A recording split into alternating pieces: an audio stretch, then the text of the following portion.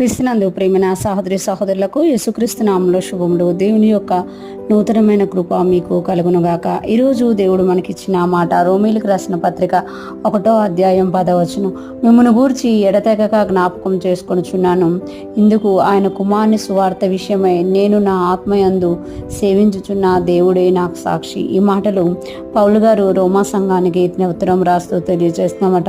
ఆయన రోమాయిలకి రోమా వచ్చి ఆయన సువార్త చేసి అక్కడ సంఘాన్ని స్థాపించిన తర్వాత ఆయన మరలా సంఘ పరిచర్యలో సువార్త పరిచర్యలో వెళ్ళిపోయిన తర్వాత మరలా ఆయన రోమా రావాలనుకుంటున్నారు, కానీ ఆయనకు వీలు పడినప్పుడు ఈ ఉత్తరం రాస్తున్నట్టుగా మనం ఇక్కడ చూడగలం. అంటున్నారు కదా, మిమ్మల్ని గూర్చి ఎడతెగక జ్ఞాపకం చేసుకుంటున్నాను.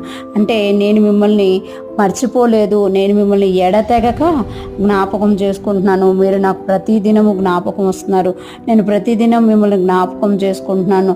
ప్రతిదినం మీ కొరకు ప్రార్థన చేస్తున్నాను. ప్రతిదినం మిమ్మల్ని చూడాలి అనుకుంటున్నాను.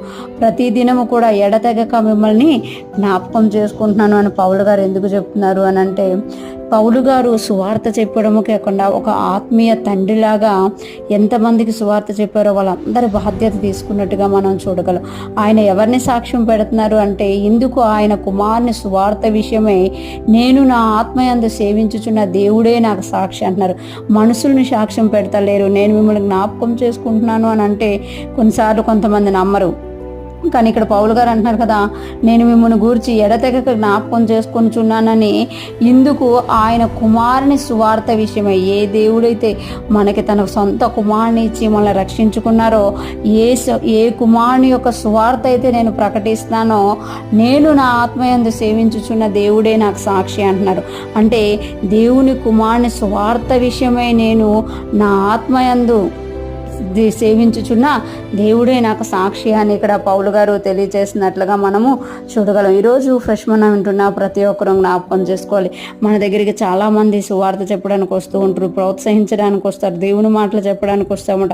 కొన్నిసార్లు కొంతమంది మర్చిపోవచ్చేమో, కానీ ఎవరైతే నిజంగా దేవుని కుమారుని సువార్త విషయమై తండ్రి అయిన దేవుని సేవిస్తూ ఉంటారో వాళ్ళు మాత్రం మనల్ని మర్చిపోరు. జ్ఞాపకం చేసుకుంటూ ఎడతెగక జ్ఞాపకం చేసుకుంటూ మనల్ని చూడాలని ఆశపడుతూ ఉంటారన్నమాట.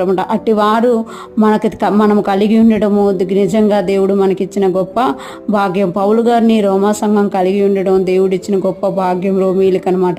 అలాగే మనకు కూడా కొంతమంది ఎడతెగక జ్ఞాపకం చేసుకునే వారిని మనం కలిగి ఉండడము దేవుని యొక్క కృప అనమాట. అట్టి వారికి మనము కూడా ఎడతెగక జ్ఞాపకం చేసుకుని వారి కొరకు ప్రార్థించే వారంగా ఉండాలి. ఈరోజు ఫ్రెష్ మనం వింటున్న ప్రతి ఒక్కరం కూడా మనకు ఆత్మీయ తండ్రులుగా, ఆత్మీయ ప్రోత్సాహకులుగా, ఆత్మీయంగా మనం బలపరిచేవారుగా ఉన్నవారిని జ్ఞాపకం చేసుకుంటూ వారి విషయమై మనం ప్రార్థిస్తూ వారిని కూడా మనము జ్ఞాపకం చేసుకుంటే దేవుడు మనకు సాక్షిగా ఉంటారన్నమాట. ఎప్పుడైతే మనం అలా జ్ఞాపకం చేసుకుంటామో దేవుడు మనల్ని ఆశీర్వదించే దేవుడుగా ఉన్నారు. ఈరోజు ఫ్రెష్ మనం